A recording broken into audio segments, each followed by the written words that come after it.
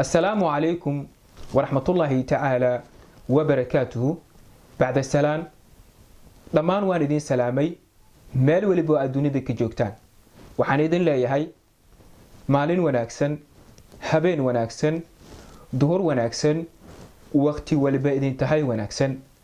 ما أنتو حندونا يا إن أنكهضلو على مدى هلستا أي أوركا على مدى هلستا أي إنتو لوغو ذي جرو أوركا waxay qatar ku yihiin hooyada iyo urjeefkaba ama dhalan doono sida daraadeed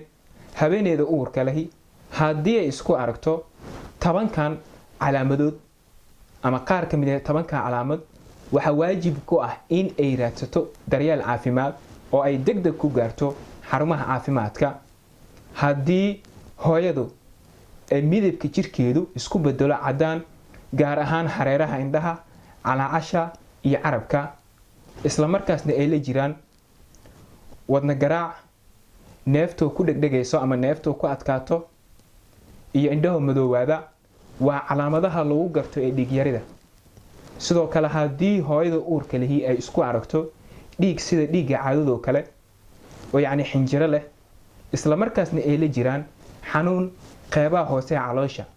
ama dhiig bax ay la jirto ama dhiigbax oo ay la jiraan daal iyo tabardari waxa waajib ku ah hadii ay isku aragto in ay gaarto xarumaha caafimaadka sidoo kale barar si lama filaan ah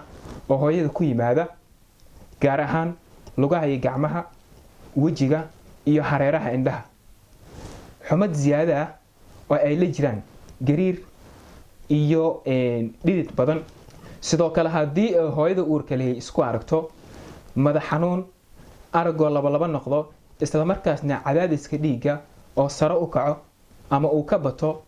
140 ilaa 90 mm mercury sidoo kale hooyada uurka leh hadii isku aragto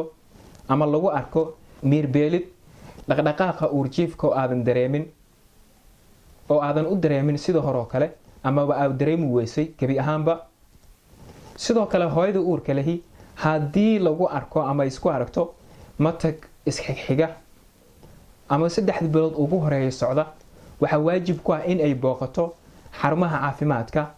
arago xumaada ama laba waxa ay u aragto qoyaan ziyaada oo hoosta ka yimaada oo ay la jiraan xanuun qeybaha hoose ee caloosha sidoo kale hooyada uurka leh hadii ay kufto ama ay dhacdo gaar ahaan hadii ay u dhacdo caloosha waxa waajib ku ah inay degdeg ku gaarto xarumaha caafimaadka si loo baaro ama loo ogaado in guud ahaan xaaladeeda caafimaad iyo kan uurjeefkaba hadii aad tahay markii kuugu horeysay oo aad channelkeena soo booqato fadlan subscribe sar hana ka ilowin inaad muuqaalkeena like saarto wixii su'aalaha aad qabtid waxaa nagu reebaysaa barta commentiga fadlan ku dadaal caafimaadkaaga xiliyada aad uurka leedahay waxay muhiim u tahay adiga iyo uurjeefkaba ama dhalan doono intaas ayaan ku soo gabagabeynaya والسلام عليكم